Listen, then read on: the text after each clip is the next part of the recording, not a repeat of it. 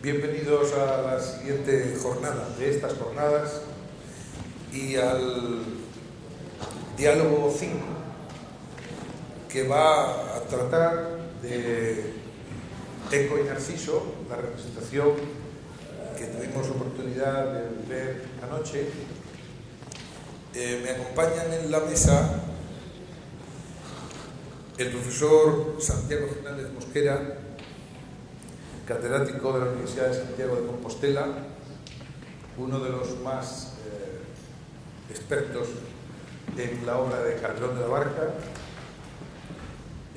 investigador y estudioso de todo Calderón, director de varios proyectos de investigación sobre la edición y el estudio de la obra calderoniana, y flamante presidente de la Asociación Internacional del Siglo de Oro, que fue elegido la semana pasada. De modo que esta es quizás su primera intervención oficial y le rendimos honores. También está Lara Grube, a mi izquierda, nuestra eco de la representación de anoche. David Martínez, que es el director de la compañía Miseria y Hambre, o Hambre y Miseria. Miseria y Hambre. A mí me gusta más Hambre y Miseria, porque suena un poco mejor. Sí. Porque habéis hecho ahí en el nombre una especie de lo que llaman los pedantes eruditos histeron próteron. Que primero está la miseria y como consecuencia de la miseria está el hambre. Sí. Pero no el hambre antes de la miseria. La miseria no produce el hambre, pero perdón, la miseria produce el hambre, pero no el hambre la miseria, ¿no? Entonces yo te lo propongo como una sugerencia, por si acaso os parece bien cambiar el nombre, que yo Son 10 años ya, ¿eh? Bueno, de la compañía Hambre y Miseria, o Miseria y Hambre, y Elena María Sánchez, Elena María Sánchez no ha podido venir por razones personales, pero la sustituye Irma Catalina Álvarez.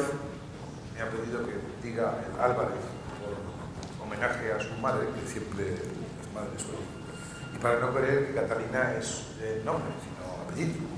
Pues Irma Catalina Álvarez, que es la compositora, la autora de las canciones y del acompañamiento musical que vimos anoche.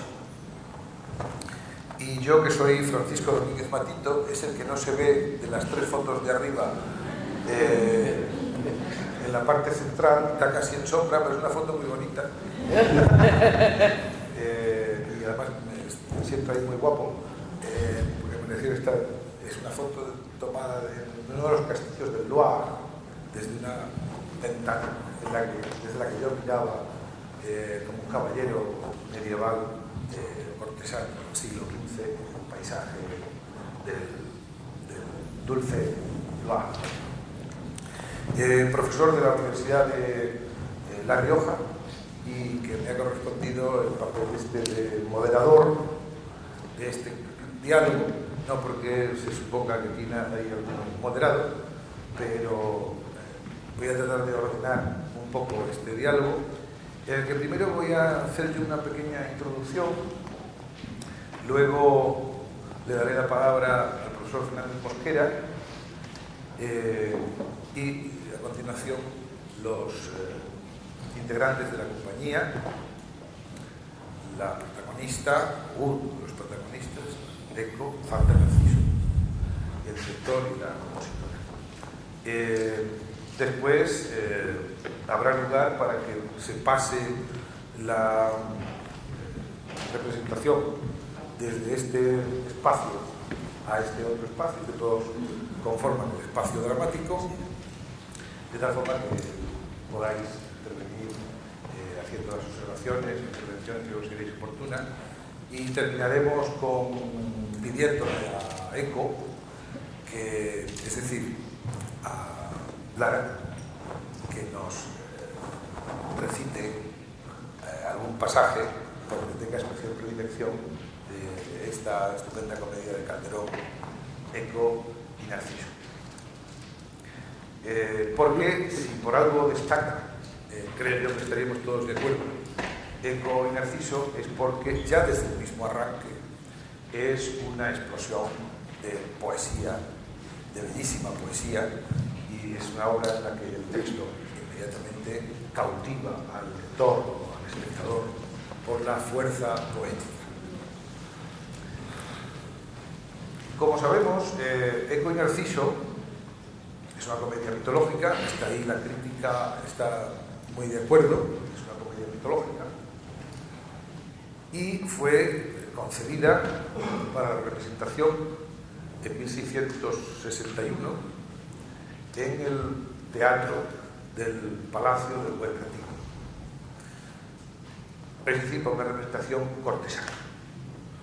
Podemos imaginarnos aquel espléndido ámbito en el que se dispondrían de todos los artificios y elementos escenográficos, quizá incluyendo también la apertura de aquellas puertas que daban vista a la perspectiva, que incluía también el lago para las representaciones que necesitaban poner en funcionamiento escenas acuáticas, es decir, que sería la representación en palacio de 1621, pues una típica representación palaciega de Calderón, dramaturgo, escenógrafo, disponiendo de todos los medios posibles en su momento, y que ese teatro existía como ningún otro, para que la representación fuera algo espectacular.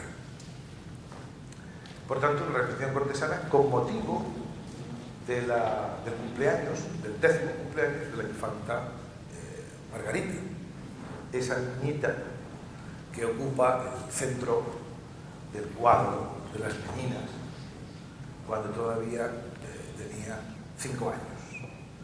De modo que, de muerte precoz a los 21, de modo que cuando se representó esta obra en su 10º cumpleaños, pues a la pobre infanta solo le quedaban 11 años más de vida, no sin antes tener, creo que, 5 hijos.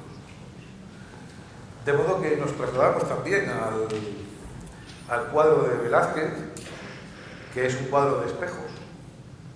Tiene espejos, hace ese juego con el espectador, que es lo que de alguna forma también pretende Eco y Narciso hacer con el espectador, ¿no? Que no solamente sea Narciso el que se mire en el espejo, sino que todos nos miremos también en el espejo. El espejo es un elemento fundamental en este caso.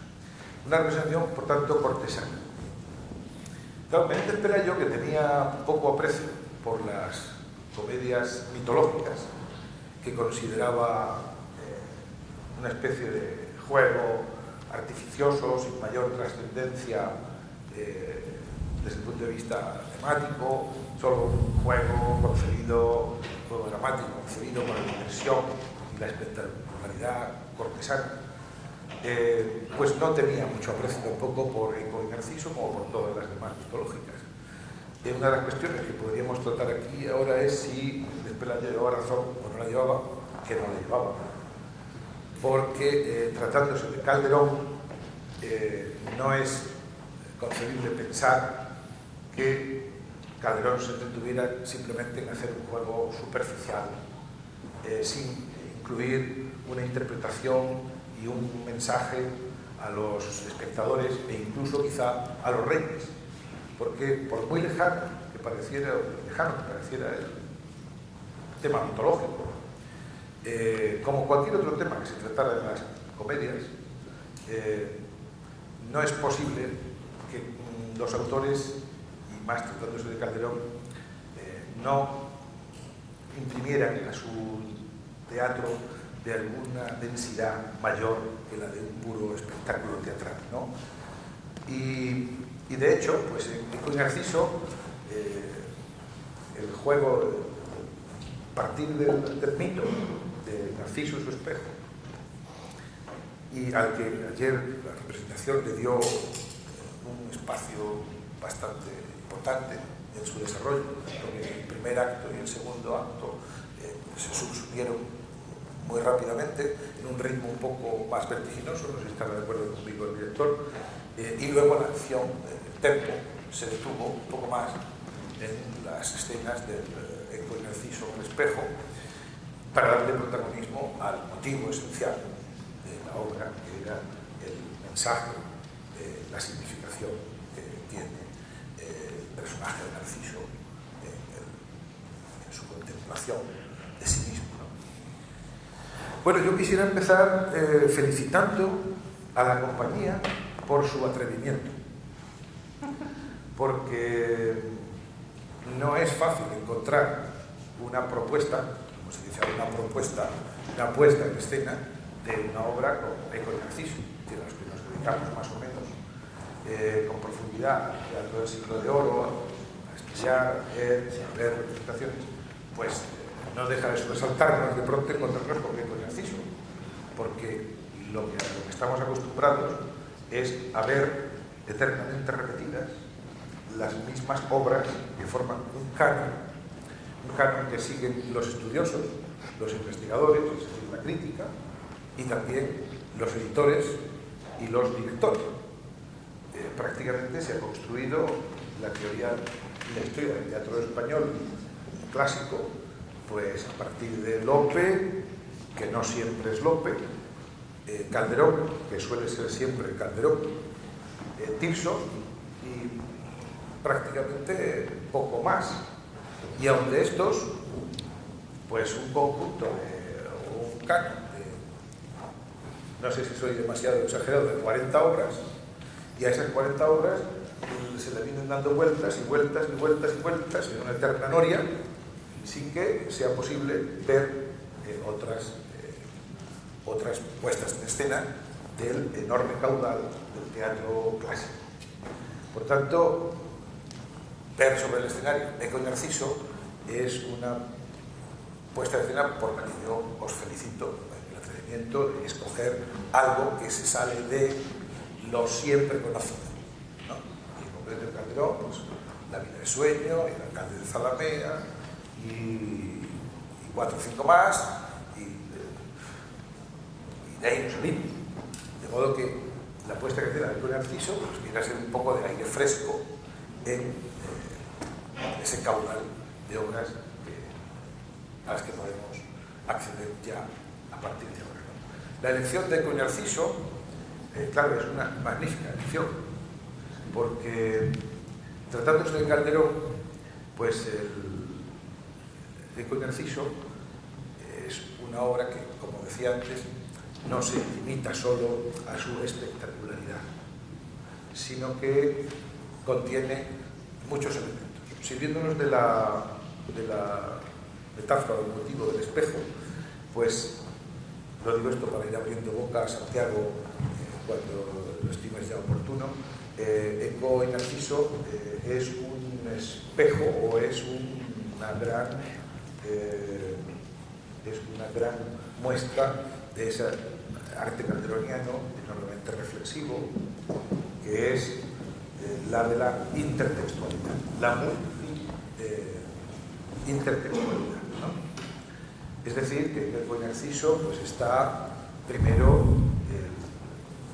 el mito clásico del que parte, de la Metamorfosis de Ovidio, donde cuenta el mito esencialmente sobre el que Calderón se permite algunas variaciones dramáticamente interesantes, incluso filosóficamente interesantes. Es decir, Calderón recrea el mito tal como lo transmite la tradición clásica, un mito muy conocido de los espectadores. Sería difícil pensar que todos los que asistían a esas representaciones no conocieran el mito de Eco y Narciso, porque fue uno de los mitos más divulgados por los mitógrafos del siglo XVI, del siglo XVII, etc. Por lo tanto, los espectadores estarían muy acostumbrados muy conocedores del mito, y seguramente repetirían aquellos puntos en los que Calderón hizo innovaciones. Pero bueno, en el mito, en la obra de Eco y Narciso, Calderón intertextualiza consigo mismo, ¿no? Porque ¿a quién no se le viene el recuerdo inmediatamente de, por ejemplo, La vida de sueño, ¿no?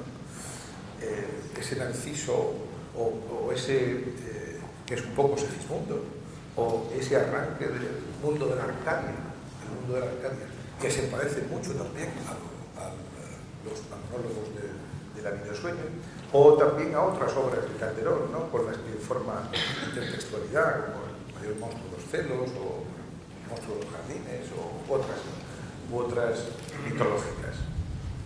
Pero por otra parte también en Eco y Narciso se dan cita, que es una obra para mí de una gran complejidad, y donde se muestra ese Calderón puro que es capaz de introducir en la composición de sus obras todo tipo de elementos, ¿no? Tiene la tradición de los cancioneros, Ven muerte tan escondida, es uno de los textos que yo creo que anoche no lo recogisteis en vuestra versión, el Ven muerte tan escondida del comendador escribá del cancionero general, es decir, la tradición bajo medieval. Está la comedia de capa y espada con la figura del gracioso, elementos de la tragedia, y están puestas ahí a través de ese simbolismo, del espejo, pues cuestiones que tienen que ver con los planteamientos filosóficos del neoplatonismo y la caverna de Platón, el buen salvaje. De alguna manera, Calderón vuelve a plantear en esta obra la epistemología, el problema del conocimiento, ¿no?, el problema del conocimiento, y esa dimensión moral, ¿no?, de aviso a navegantes, quizá a la juventud, quizá a la misma familia real, en aquellos momentos atravesando una situación complicada por los problemas que daban los validos, concretamente Luis de Haro. Es decir, también en Eco y Narciso, por lejana que nos pareciera del planteamiento del mito clásico con la realidad contemporánea, es muy probable que también tuviera una dimensión de incidencia directa en los acontecimientos próximos de carácter histórico, que quizá tuviera avisos sobre el ensimismamiento del que tendría que salir quizá Felipe IV para retomar las riendas de la monarquía después de haberse dejado en manos del conde duque, en manos de Luis de Haro. Es decir, hay una extraordinaria cantidad de elementos que se conjugan en Eco y Narciso que la hacen una comedia compleja, que va más allá del mito clásico, que es una recreación del mito clásico para ponerla en relación con la contemporaneidad, el teatro contemporáneo de Calderón, y para lanzar un mensaje de carácter didáctico, moral y un planteamiento filosófico, ¿no? Hay una cuestión que a mí me gusta mucho de esta comedia, bueno, comedia, o tragedia, o tragicomedia. Esta es una cuestión también muy discutida, a qué género pertenece. La representación de ayer no nos lo dejó claro, de modo que se mantuvo en esa ambigüedad, no sé si deliberada, de guardar un término medio entre las diversas posturas de la crítica, ¿no? A qué género pertenece la comedia. Bueno, Calderón entonces lo que hace aquí es plantear un abanico de posibilidades, muchos espejos que se miran unos con otros, Calderón con la tradición, Calderón con la mitología, Calderón con la contemporaneidad, como si fuera una especie de caleidoscopio, ¿no?, que multiplicara el espejo de Narciso. Hay pues planteamiento filosófico, planteamiento moral, muchos elementos que nos pueden dar ahora juego para nuestro diálogo, y al invito también a los espectadores. Y precisamente para darle la palabra a Santiago, yo quisiera leer el final de la comedia, que termina con el parlamento del bobo, Bato, porque Calderón, cuando se enfrenta al mito de Narciso, tenía dos posibilidades, ¿no? Una posibilidad era haber hecho una comedia de capa y espada, y otra posibilidad era darle trascendencia, que es lo que pretendió, darle trascendencia sin dejar de incluir elementos de la comedia de capa y espada. Y de ahí que esa doble dimensión, esa doble vía que podía haber seguido Calderón, la veo yo reflejada en un elemento que me parece interesante, ¿no?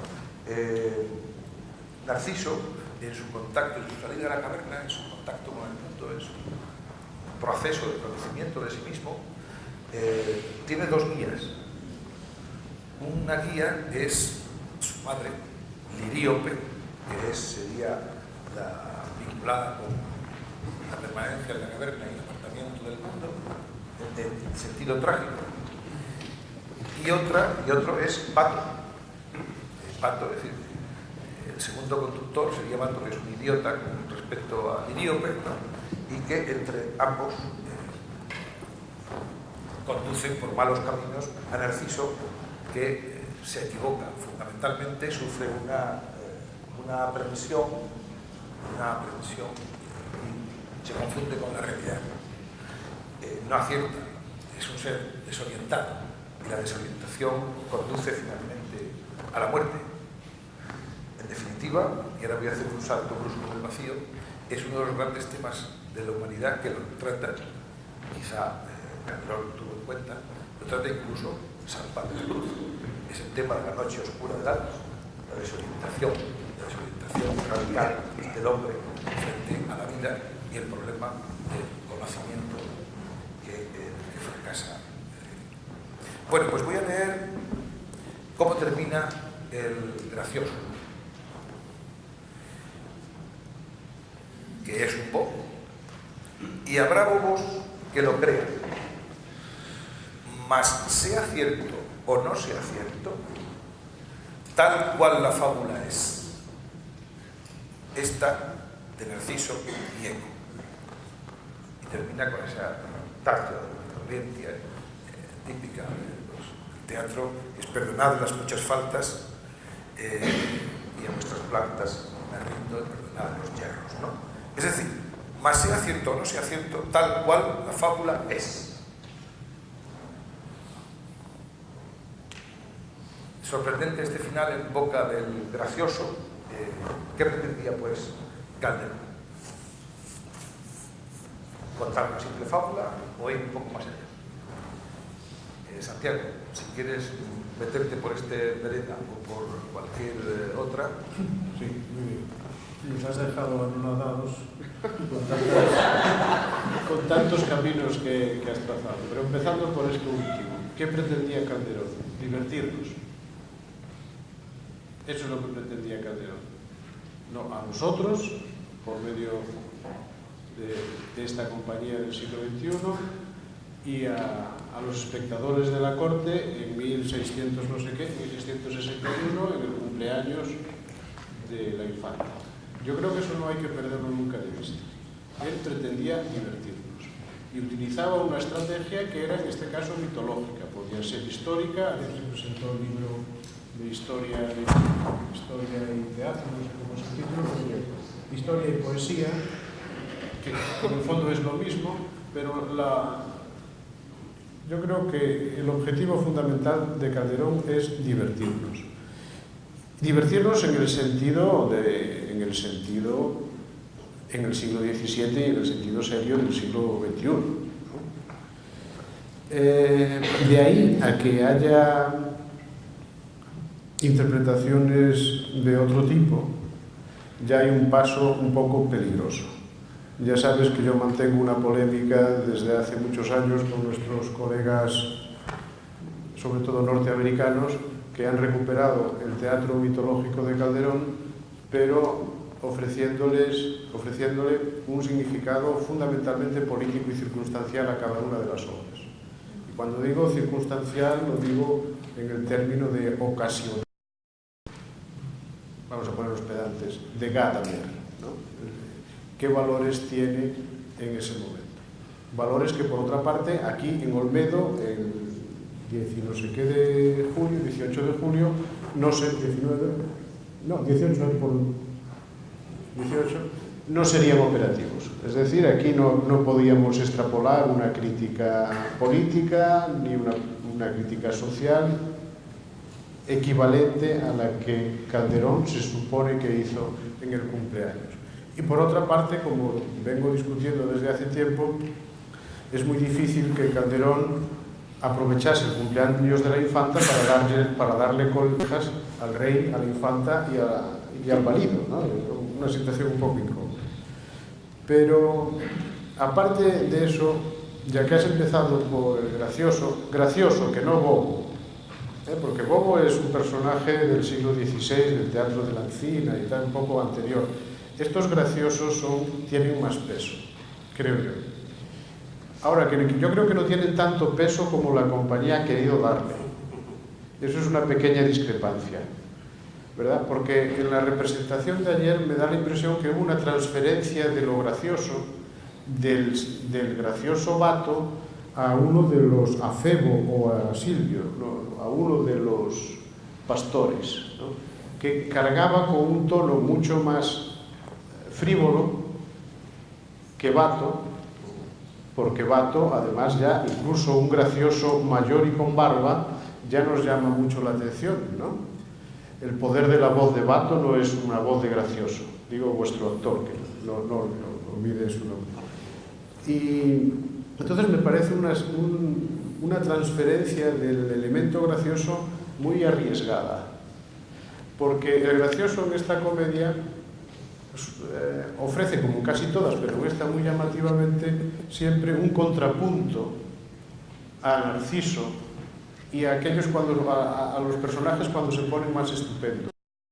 Entonces el gracioso está siempre poniéndole los pies en la tierra y siempre con ese tono distante y con ese tono irónico que aportan los graciosos de Calderón. Y se ve muy bien en el paseo que hace cuando lo va educando por el valle, ¿no? Cuando se encuentra Narciso con el mundo, que es la vida de sueño, ¿no? Cuando sale de la torre, etc. Pero este gracioso no es Clotaldo. ¿Bien? Yo creo que no cumple la función de Clotaldo, es otra función. Y además es el que nos permite distanciarnos y es el que justifica los últimos versos que has leído. Esto es una fábula y el que la entienda, que la entienda, y el que la crea, estupendo, ¿no? Porque el público sabía el desenlace, no lo olvidemos. El público conocía todo, más o menos, sin matices, pero conocía de sobra que Narciso se iba a convertir en Narciso y Eco en aire sonoro. Que, por cierto, esa transformación ha sido magnífica. En la representación de ayer, el uso de las pantallas y de la imagen es uno de los aciertos más evidentes y extraordinarios de esta representación, con una riqueza, una sensibilidad y un gusto, a mi entender, exquisito, ¿no? Y el uso del espacio escénico y el juego, porque ¿cómo se pinta una Arcadia? ¿No? Como si fuese una escenografía de colegio con unos árboles bonitos, con unas fuentes, no. Tal y como lo habéis resuelto me parece de una brillantez extraordinaria. No voy a decir que fue casi lo que más me gustó, pero sí, no. Y no solo es mi opinión, sino la de nuestros colegas. Pero este asunto del gracioso me llamó la atención, ¿no? Está buscado. ¿Perdón? Está buscado. Ya, claro que está buscado, ¿no? Evidentemente está buscado. Por eso ahora me gustaría que me lo explicases por qué está buscado y por qué un gracioso no gracioso actúa de esa manera. Y ya puestos a comentar alguna discrepancia, pero no porque piense que esté mal, sino porque nosotros tendemos a construirnos nuestra representación cuando la leemos, ¿no? Y cuando no coincide, pues decir, ¿por qué no coincidirá? ¿Por qué no coincidirá? El uso de la música en esta comedia tiene un valor no solo ornamental, sino estructural, de una manera evidente, y tenemos a la compositora aquí por fortuna. Y yo creo que incluso se le podría sacar mucho más partido. Y aún dentro de la representación que habéis hecho ayer, creo que están muy marcadas las llamadas que se le hace a Narciso con el encantamiento de la voz y de la música, excepto, a mi parecer, en la primera. La primera de todas que es la que va a marcar la pauta de todas las demás, debería, bueno, yo lo hubiese hecho más significativa, con más protagonismo. Las otras están bien, yo creo que están bien, están marcadas, hay alguna además muy extensa, están marcadas. Pero la primera, el público no tiene por qué saber eso. El público no tiene por qué saber que la voz va a marcar parte de la acción, o es una clave de la acción de la comedia.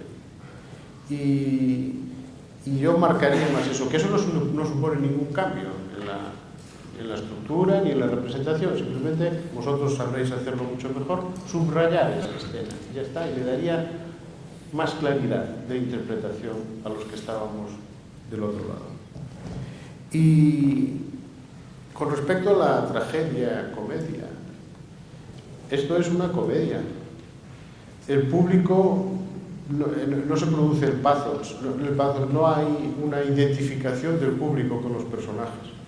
El público no se identifica con Narciso, es un mito, y entonces hay alegoría, y se puede interpretar de distintas formas, pero yo creo que tragedia no es en el sentido del mayor monstruo del mundo, o de secreto agravio, secreta venganza, no es eso lo que busca. Es una obra, una fiesta representada en Palacio el día, es una fiesta mitológica, que tiene además esa estructura que tú has recordado perfectamente, que es tan calderoniana que a veces se repite, que es la estructura del individuo confinado por el padre o por la madre en este caso, sobre la base de un error soberbio de conocimiento, Basilio, ¿cómo se llama? Liríope. Una comedia muy cercana en este sentido, Las manos blancas no ofenden, que está entre nosotros su editora y mejor conocedora por ahora, que es Verónica Casais. Es una estructura similar, es una madre que también secuestra a su hijo, pero que el hijo para escaparse usa otra estrategia, que es disfrazarse de mujer. Pero siempre es un mundo muy similar, muy recurrente, muy intertextual en el sentido de Calderón. Y entonces yo no creo que sea una tragedia. La gente no lloraba al ver cómo se resolvía la escena de Narciso, digo yo, ¿no?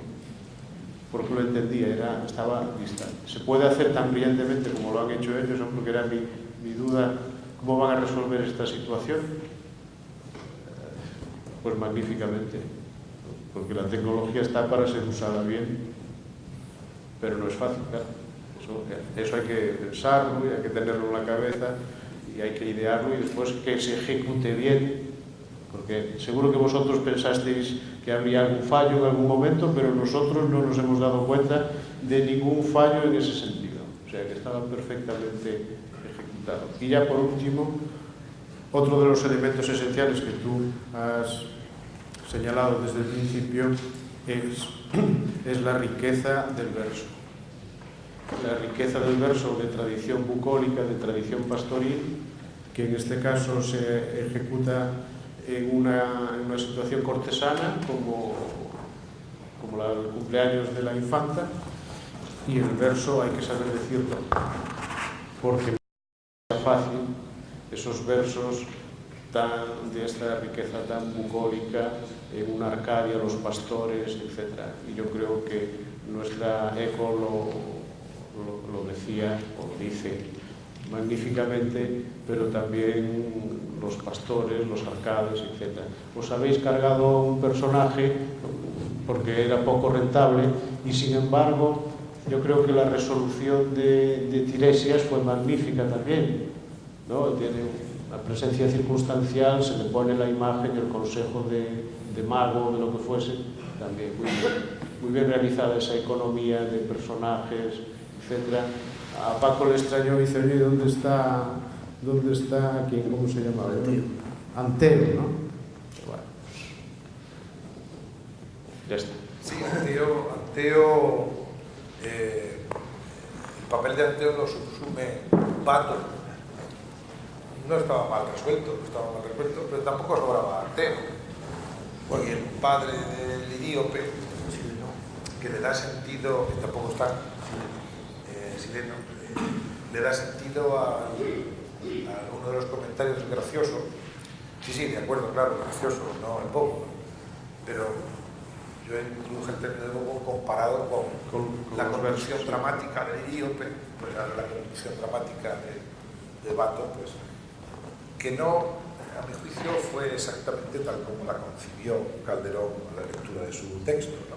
Entonces, comparado por contraste, por espejo, pues Bato es un poco idiota, ¿no? Lo que pasa es que vosotros a Bato no hicisteis una fusión en el que el papel del gracioso se confundía en su dimensión cómica, en su dimensión dramática, ya desde el primer momento. Hacéis que arranque la obra con Bato, ¿no? Cuando en realidad el texto con lo que comienza es una explosión de verso maravilloso, describiendo ese lugar de la Arcadia feliz en la que se va a celebrar el cumpleaños de Bato. A propósito de lo que dice Santiago, una de las cosas que más me gustó a mí fue cómo habéis resuelto ese espacio maravilloso de la Arcadia feliz, que plantea problemas escenográficos y que lo habéis resuelto de una manera, para mi gusto, muy moderna, muy actual, eficaz. Espacio en el que, sin embargo, hay otros elementos que anuncian la tragedia también desde el primer momento, porque debajo del paraíso pues hay elementos que van a perturbar esa felicidad externa, ¿no? Entonces me gustaría que, por ejemplo, el director comenzara explicándonos, porque he leído en el programa una entrevista que hicieron, donde respondes a cuestiones fundamentales sobre la representación, y he observado también en la lectura del programa general que vuestra compañía precisamente tiene cartelera o tiene proyecto con propuestas propias la representación de un Narciso y la vida es sueño. ¿No? Curiosamente, ¿por qué comenzar así precisamente? ¿No? Con la vida de sueño eso se da por hecho, porque la vida de sueño se representa cada día, ¿no? Pero ¿por qué Eco y Narciso entonces? Por la similitud, por esta intertextualidad de la que hablamos con las otras grandes obras de Calderón, y luego pues también me gustaría que nos comentaras cómo resolvisteis, cómo se os ocurrió resolver el tema del espacio de la Arcadia feliz, que es el espacio en que se desarrolla y que tiene representa un factor fundamental, ¿no? Y que es de lo que a mí, por lo menos, más me gustó de vuestra puesta en escena. Ahora me toca procesar un poco. ¿Por qué Calderón? ¿Por qué Eco y Narciso? ¿Por qué la vida es sueño? ¿Por qué Eco y Narciso? ¿Por qué de esta manera y por qué buscar esta fórmula para la representación del espacio de la Arcadia? La vida es sueño que tenemos planteada para más o menos octubre tiene otra intención totalmente diferente a esta de Eco y Narciso. Es una intención totalmente pedagógica. Eso estamos realizando una representación para centros educativos. Hemos hecho un bululú, una adaptación a un solo actor para que pueda representar toda la vida de sueño encima de una mesa. O sea, realizamos proyecciones encima de objetos, de cuadernos, vasos, en donde toda la compañía virtual, digamos, que aparece en proyecciones, pues puede interpretar la vida de sueño. Entonces es un bululú que va a durar 35 minutos. Es una intención es totalmente divulgativa a centros educativos y sobre todo a público joven. O sea, pues digo, eso totalmente diferente a lo que puede ser las pretensiones de Eco y Narciso. Eco y Narciso nos llegó precisamente nos llegó este texto, más que buscar, que estábamos seleccionando textos para la producción que queríamos hacer, pues nos llegó de mano de Alejandro Saab, que es un actor que precisamente está interpretando Segismundo ahora mismo con el Segismundo de Carlos Alfaro, de Carles Alfaro, de Carles Alfaro, y vino un día diciendo, esto es imposible, y dijimos, pues si es imposible vamos para allá. Nos gustó muchísimo, la verdad. Además fue muy directo porque digamos que veíamos toda la trayectoria de la compañía, sí la veíamos reflejada en lo que se podía realmente hacer, ¿no? A nivel de espacio sonoro, cómo podía trabajar con el texto. O sea, vamos, vimos que nos íbamos a meter y nos metimos. Y la verdad es que realmente acabamos de estrenar, o sea, estrenamos en Almagro hace 2 días y ahora esta sería la segunda representación que hacemos. Entonces estamos un poquito ahora con la resaca, ¿no? O sea, como archivando todo. Pues respecto a la escenografía de ECO, nosotros hemos querido trabajar todo el rato en torno a la idea de realidad aumentada. O sea, creíamos que todo este juego de espejismos, de juego de sombras, de estos ingenios que tiene Calderón de la Barca en el texto y tanto en el fondo, pues creíamos que hoy en día se reflejaba muy bien en la idea de pantalla, ¿no? La idea de pantalla, más mirada en pantalla de móvil, pantalla de ordenador, donde ahora mismo más que reflejarnos proyectamos otro tipo de personalidad y rol para crear avatares a veces muy distintos a nosotros mismos, ¿no? Y básicamente decimos que a partir de ahí podíamos hacer que estos arcades llevaran la Arcadia a un terreno muerto. O sea, por eso en la escenografía planteábamos un terreno de árboles secos, de hojas secas, en el que solamente la mirada de los arcades lo que provoca que florezca. Es decir, empezar con una antítesis directamente con el texto de Calderón, en el que esa florida primavera, esa eterna primavera que plantea la Arcadia calderoniana, pues se presentará ya como un juego de contrarios, como bien le gusta también a Calderón jugar, y entonces decíamos, pues mira, adelante. Y pues esa realmente fue la premisa. O sea, realidad aumentada, que es muy moderno, digamos, ¿no?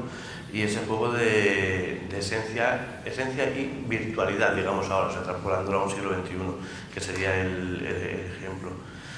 ¿Qué más cositas? Bueno, sobre Bato es muy curioso.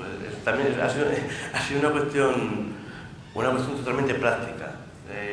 La compañía no podíamos ser más de 8 integrantes. Entonces nos encontrábamos en dramaturgia, sabiendo que esos integrantes iban a ser 8, que teníamos que hacer un sacrificio, que tuvimos que matar a Anteo, porque Anteo que representaría precisamente lo cabal de la Arcadia, de esta Arcadia, que todos estarían exagerados, el come, el bobo, es verdad que Bato no ejerce de Toribio, no ejerce de simple, ¿no? Sino que ejerce de criado, digamos un criado Ronin, porque no tiene dueño, que no tiene amo, en este caso porque nosotros hemos matado a Sileno también. Y entonces, claro, de repente nos encontramos que la parte cabal de la Arcadia, la de la sabiduría, la de la honestidad, la que puede ver desde la edad, puede ver los errores de la juventud que se provocan en la Arcadia, no lo teníamos por ningún lado. Entonces decidimos que Eco y Narciso sea contado por Bato, o sea, que sea una fábula realmente contada por Bato, y decidimos darle un arco al personaje. Entonces ese personaje, digamos que al principio Bato sería uno más, un sátiro más, un fauno más de la Arcadia, pues le estamos dotando cada vez más, le dotamos de la coherencia y del buen hacer de Anteo, en este caso. Entonces por eso la decisión fue totalmente buscada, aunque evidentemente era imposible, o sea, no dejarse llevar también por las escenas cómicas que Bato tiene. Es una cosa que es imposible, básicamente. Además son estupendas. ¿Qué más cositas? Porque habéis dicho muchas cosas. Bueno, que nos explique la música, desde qué perspectiva, ¿no? Desde qué perspectiva abordó el plano musical con tanta importancia en la comedia, con todos esos valores estructurales más allá de los acompañando. Claro, desde el principio lo que hicimos fue juntarnos escenografía, dirección, dramaturgia y música para construir un núcleo duro y poder ir de la mano en sobre todo ese mundo de las apariencias. mundo de las apariencias en el que no hay nada puro más que Narciso y Lirio, que es una ninfa desterrada, y ese mundo de la virtualidad. Entonces, por eso, la viola estaría mucho más cerca de lo que es la esencia de Eco, que aparta. Y desde el principio se escucha una música, bueno, lo que es el audio, que está hecha a partir de sonidos de la Arcadia, y la viola es, por ejemplo, es el arco. Está todo transformado a nivel más electrónico, más extraacústico. Igual que en las pantallas está esa Arcadia seca y ellos ven la apariencia de esos árboles frondosos y tal, la música es lo mismo, coloca esa viola sola, desnuda, con toda una música que lo que hace es recrear un ambiente distinto. Entonces, Calderón fue precursor en muchos términos musicales de la utilización contemporánea de la música. Bueno, luego Wagner ya... Entonces, ¿qué hacía? Hacía lo que ya hacemos o intentaba darle un poco más de vuelta, como haría, yo creo, que Calderón. Entonces, la utilización de la música tiene distintos planos. Por un lado, es atmosférica. Por otro lado, sirve de transiciones. No quise hacer ningún tipo de...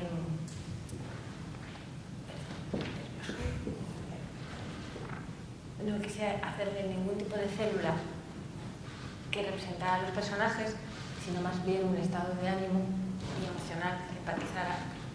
Esa empatía, ese pathos que decías, a ver cómo lo lográbamos, yo intenté buscarlo con la música, en la declaración de Eco, en la muerte, para que nos metiéramos cada vez más en la historia, porque a mí sí que me quedaba muy claro que siendo un de lo que habíamos hecho, me imaginaba a Calderón realmente con todo su equipo de escenógrafos, de músicos, estaría Juan Hidalgo, Bianco, trabajando en, vamos a meter en la historia, en la profundidad y densidad de ese argumento, con todo lo que tenemos aquí, para que sea espectacular, pero a la vez directamente que se quede muy claro lo que son las ideas fuera.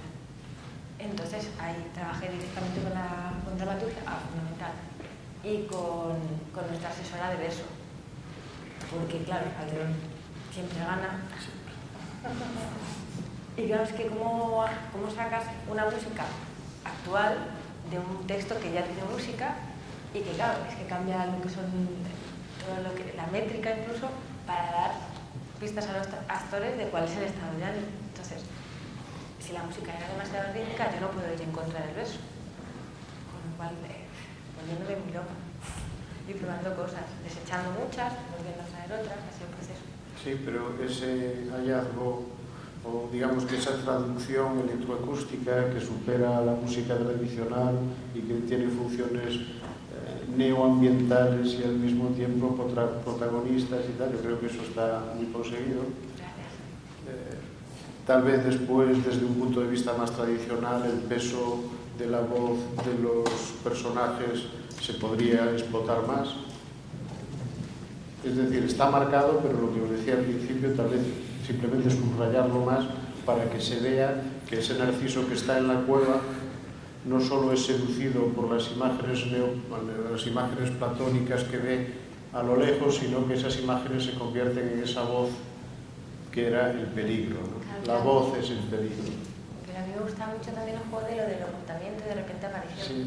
Entonces, claro, esos ecos hipnóticos que de repente no saben muy bien. Eso está muy bien en el centro de la comedia, no sé qué escena puede ser. Eso sí que está perfectamente, porque hay un juego de ecos de muchos personajes que además utiliza ese plano estético de subir, bajar con los faroles. Claro. Eso me parece magnífico.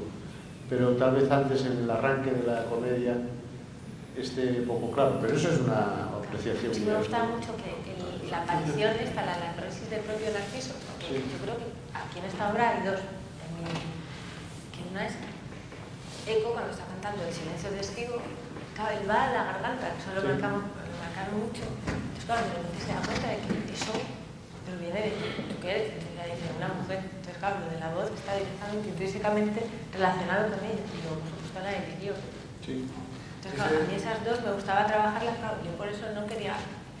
La voz tenía que ser descubierta, entonces por eso no tiene más presencia hasta que llega ese momento. Vamos, no es la justificación. Ese elemento, si me permitís la sugerencia, debería quizá estar un poco más resaltado, y porque con Narciso es parte de una zarzuela, ¿no? Tiene mucha presencia de la... pero el asunto debería ser mucho... Yo creo que técnicamente se podría hacer porque entre los múltiples elementos que utiliza Calderón en Eco y Narciso, que es una comedia, en fin, muy compleja, está la discusión de por dónde entra el amor, ¿no? La discusión clásica viene desde el neoplatonismo, León Hebreo, Pinciano, por dónde entra el amor, por la mirada, por la vista o por el oído. Entonces, ahí yo creo que no le da preeminencia a ninguno de los dos, ¿no? Tanto por la hermosura, la vista, como por la voz, el oído, ¿no? Parece como si Calderón tuviera una postura ecléctica en la discusión teórica de si el amor entra por un sentido o entra por otro. Entonces, claro, juega un papel tan importante que quizá, coincidiendo un poco con la observación de Santiago, debería reforzarse para que el encanto que se produce y la confusión consecuente quedara mucho más evidente, ¿no? Y nos queda saber el trabajo que tiene detrás la responsable del Eco. De Eco como personaje, del Eco como valor estructural de la comedia, la dificultad del verso también realizado, ¿no? También expresado, también que nos enamoró a todos con su... A todos. ¿A todos? Todos. ¿Cómo fue ese camino?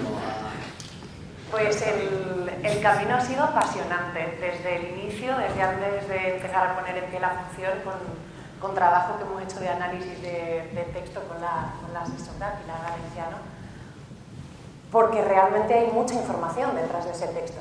Realmente para mí ha sido muy sorprendente ver cuánta información hay ahí escondida por parte de Calderón, no solo en los contrarios, no solo en las imágenes que da, sino en cómo te invita o te conduce a interpretarlo de una manera u otra, ¿no? Cómo te puede llegar a indicar cuando respiras y por lo tanto cuando el texto es más entrecortado porque estás en un estado más nervioso o más vertiginoso y cuando es más acariciante, ¿no? Digamos, desde un lugar más seguro, más apasionante el estudio del texto y luego apasionante el ponerlo en pie porque hay un juego de contrarios muy interesante de los personajes. Para mí, esta mezcla de comedia-tragedia, yo personalmente no sabría decir qué es. Entiendo que sea más una comedia que una tragedia, pero yo lo vivo desde cierto punto de la función como tal tragedia que yo personalmente no podría afirmarlo como comedia contundentemente, ¿no? Pero creo que la vida es así. Creo que está muy bien registrado como en momentos de tragedia hay mucha comedia y como en momentos de comedia sigue estando presente la tragedia porque es pura vida y me parece lo interesante, ¿no? O sea, centrarse solo en un punto, pues...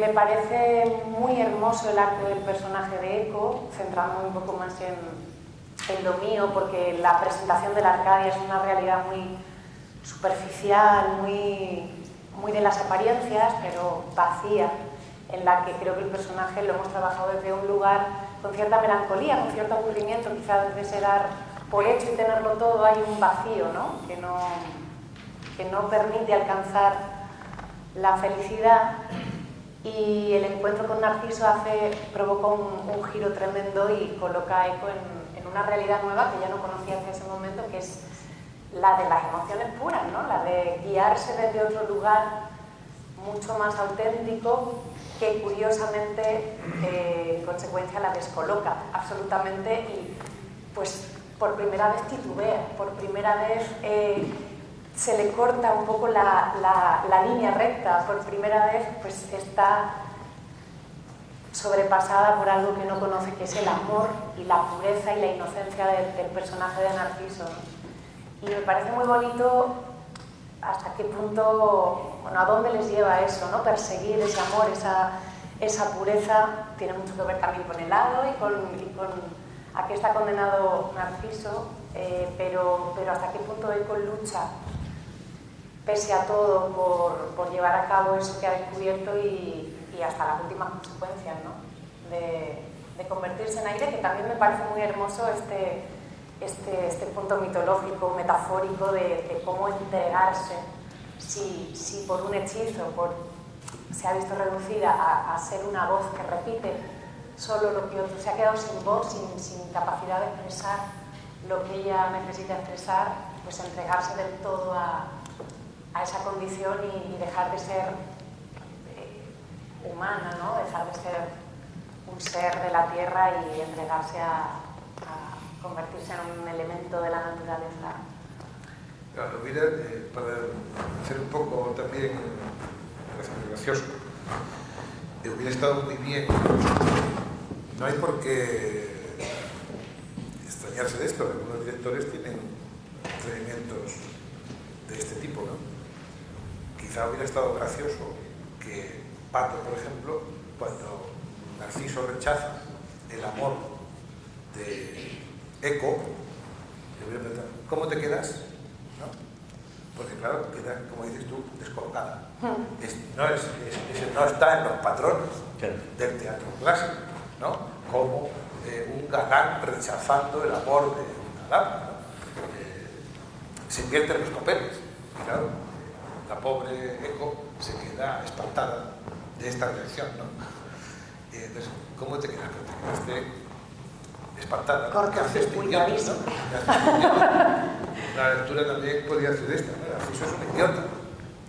Quizá es el mensaje, volviendo otra vez a la comedia, tragedia, señores jóvenes, no sean ustedes tan idiotas, ¿no? Pero claro, efectivamente, yo estoy de acuerdo con Santiago que es un espectáculo, totalmente es un espectáculo que puede divertir, pero a Calderón no se le iba a escapar ese tema solo como una pura intencionalidad de divertir. Algo tenía que ir. Y yo creo que hay muchos mensajes. Hay muchos mensajes. La paciencia, el ser, ¿no? Y la lucha por lo imposible, el desear algo y que se te trunque, porque Narciso se enamora de Eco. Claro.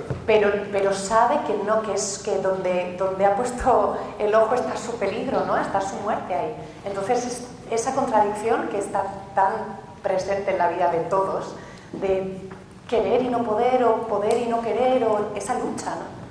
Es el poema Córdoba de García Lorca. El jinete que va camino de Córdoba, pero que nunca llegará a Córdoba y la muerte le espera antes de llegar a Córdoba.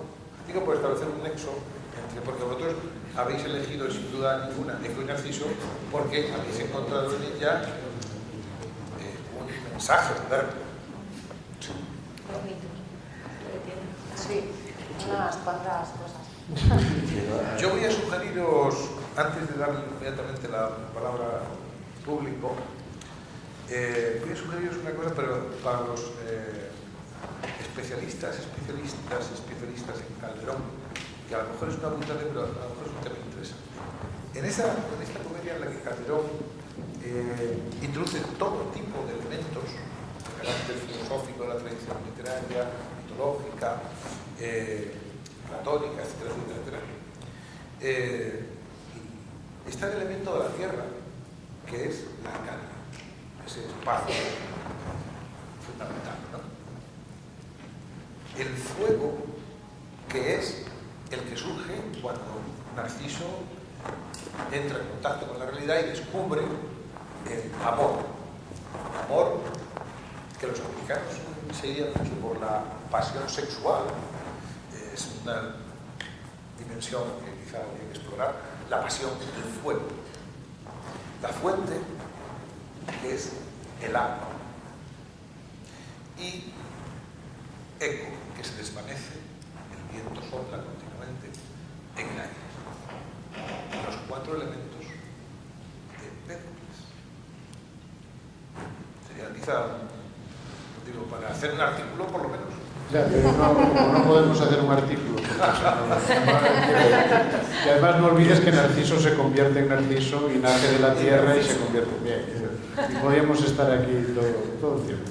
O sea que bueno, yo creo pues que... ahora es el momento de que lo desee, la defensa que lo desee, pueda intervenir. Si hay interesados en hacerlo.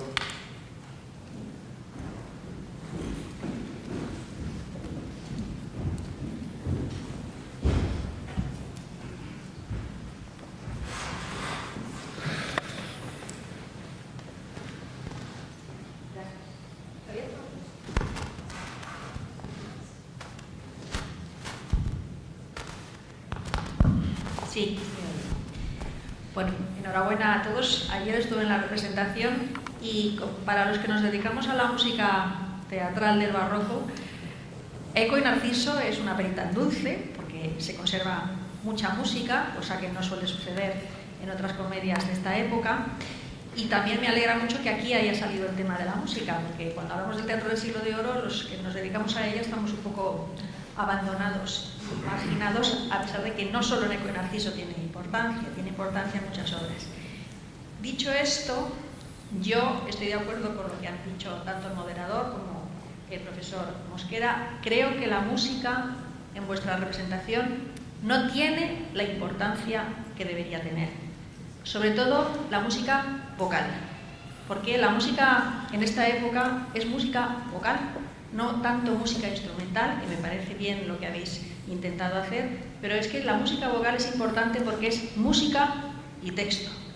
Y entonces me gustaría que en sucesivas representaciones las partes cantadas tuvieran un poco más de realce. Muchas gracias. Bueno, también nosotros podemos decir, podemos afirmar que somos unos vendidos totalmente al ritmo escénico. Y eso ha sido una de las decisiones que toda la culpa la cojo yo. Por ejemplo, nos pasaba que las partes cantadas había que valorar si queríamos tirar a una interpretación o llevárnosla a mostrar ese amor, ¿no? Por ejemplo, la declaración de Eco nos pasaba muchísimo, porque si tiramos de los originales, si trabajamos sobre ella, pues además nos encontramos una cosa muy rara, que era es un romance en hexasílabos, que es muy raro de encontrarte hexasílabos y no octosílabos. Entonces, claro, vimos, realmente Calderón está haciendo una partitura ahí con las comas, o sea, es tremendo lo que hace. Pero sí es verdad que nosotros dijimos, o sea, por mi parte, dijimos, cuidado con el ritmo porque se nos cae. O sea, de repente teníamos la sensación de musical, que es lo que es, o sea, que no es otra cosa que una zarzuela, pero dijimos, por la calle del medio. Un poquito más a asegurar el ritmo escénico más que la canción. Sí. A nivel de versos sí, con Pilar sí lo trabajamos y además lo anotamos.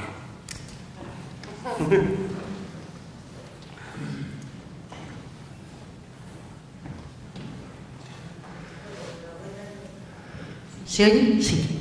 Enhorabuena a todos, por supuesto. Nada, yo solo un par de consideraciones como espectadora media, normalita, que no es experta ni en Calderón ni en ningún otro. Deciros que estos coloquios, y este concretamente, te dan muchas ganas de volver a ver la obra. Yo no sé si estarán de acuerdo algunos espectadores conmigo, porque claro, hacéis consideraciones sobre la obra y reflexiones que a lo mejor nosotros no hemos tenido la oportunidad de hacer, porque no somos entendidos, y se nos pasan muchas cosas a lo mejor por alto, que después de oíros a vosotros quizás sería estupendo volver a ver la representación y seguro que cogeríamos muchos más matices y tal. Eso por un lado.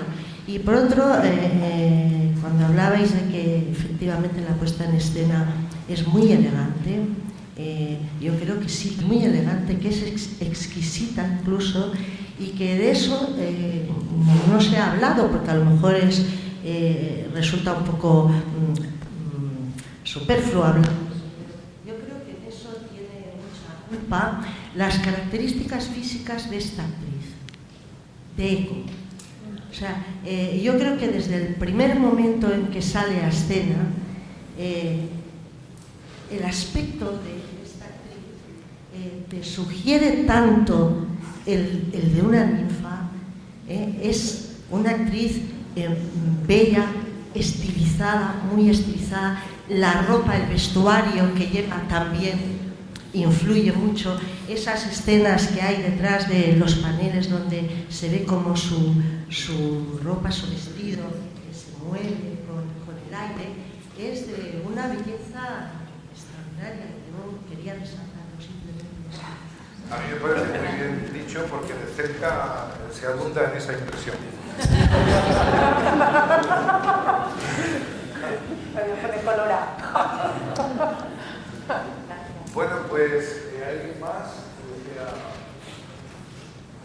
Por mi parte, yo voy a concluir y creo que me hago eco de sentir uno de los protagonistas, porque es que van a decir, yo soy mi colega, el profesor Fernando Mosquera, felicitando nuevamente a la compañía por una puesta en escena que siempre tiene, naturalmente, virtudes y otros aspectos que son mejorables, ¿no?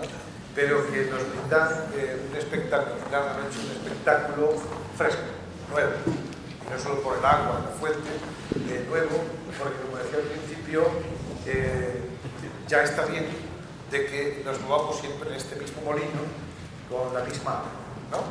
Pues que sea el molino del siglo de oro, del teatro clásico, pero con distinta agua, ¿no? Ahí Eco y Narciso representa eso. Hay más vida del teatro clásico más allá de los 40, 50 obras que se representan, para mí, por lo menos, para todos, una ocasión feliz ver vuestra puesta en escena de Eco y Narciso, una obra verdaderamente merecedora de una representación contemporánea por los conciertos. Muchas felicidades. Y si ahora Eco nos quisiera poner nuevamente en contacto con el brillante verso de Calderón de la Barca, pues daríamos un broche de oro a esta sesión del diálogo que acabamos de mantener. Por favor, Eco. Claro, yo me declaro, mi amor. Amor, sabe con cuánta vergüenza llego a hablarte, y no dudo ni temo que tú también lo sabes, si atiendes los colores que en el rostro me salen, el carmesí y la nieve, variada por instantes, porque en cada suspiro, que en efecto son aire, camaleón de amor, se muda mi semblante. Desde el primer día que al monte fui a buscarte y te hallé la primera entre sus soledades, mi vida a tu hermosura rindió sus libertades, aunque en la maleza oculto, entonces el diamante de tu pecho ya daba muestra de sus quilates. Eco soy, la más rica pastora de estos valles. Todo es mío. No hay pastores que lo guarden que a mi sueldo no vivan atentos y leales. Todo a tus pies lo ofrezco. Y no porque a rogarte lleguen hoy mis ternezas, imágenes que nacen en la constancia mía de usadas liviandades, supuesto bello joven, que no puede obligarme si no es de ser tu esposa a que mi amor declare, porque tengas en mí siempre firme y constante un alma que te adore, un pecho que te ame, una fe que te estime, un nudo que te enlace, atención que te sirva, amor que te regale, deseo que te obligue, cuidado que te agrade. Triste, confusa, ciega, muda, absorta, cobarde, infelice, afligida, me verás entregarme tanto a mis sentimientos que en voces lamentables el aire, confundido de mis voces, se alabe de que Eco enamorada se ha convertido en aire.